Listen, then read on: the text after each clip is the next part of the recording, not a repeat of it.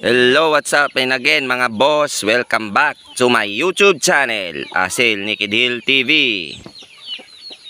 For today's video mga boss, ay gusto ko lang ibahagi sa inyo na ang ating 1 month old na sisiw ay pwede na ang paliguan. Kung gusto nyong malaman at makita mga boss, panoorin nyo ang video na to.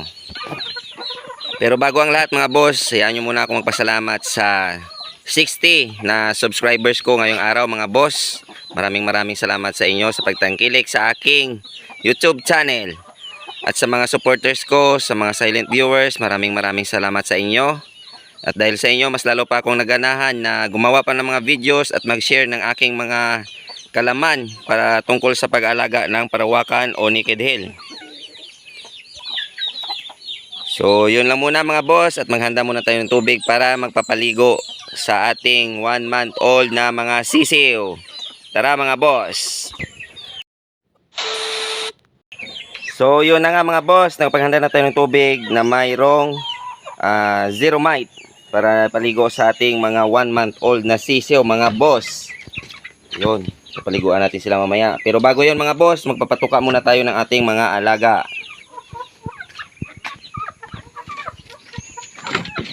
Yun, saglit lang mga boss. So yun na nga mga boss, nakapagpatuka na tayo sa ating broodhen na Burmese.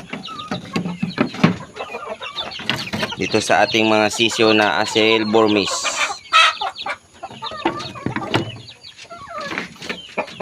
Ito pala yung inahin ng ating mga sisiw. Yung sisiw natin na to, yung tatlo na to.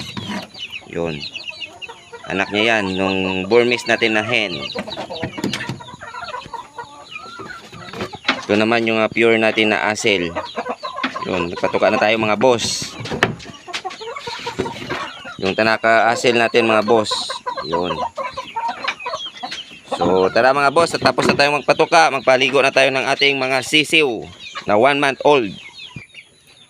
So yun na nga mga boss, at tapos na natin paliguan yung ating mga 1 month old na mga sisiw mga boss.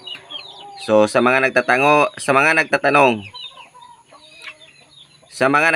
mga boss kung pwede bang paliguan yung 1 month old na sisiw, yung sagot ko dyan mga boss, oo. Ito na yung patunay na pwedeng paliguan yung 1 month old na sisiw natin mga boss.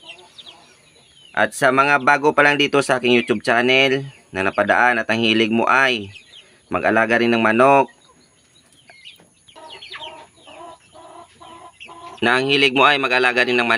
at sa tingin mo ay nakatulong ang video na to sa iyo, pa-subscribe naman ng aking YouTube channel, pa-hit na rin ang notification bell, at select all para lagi kayong updated sa mga susunod ko pa na mga videos.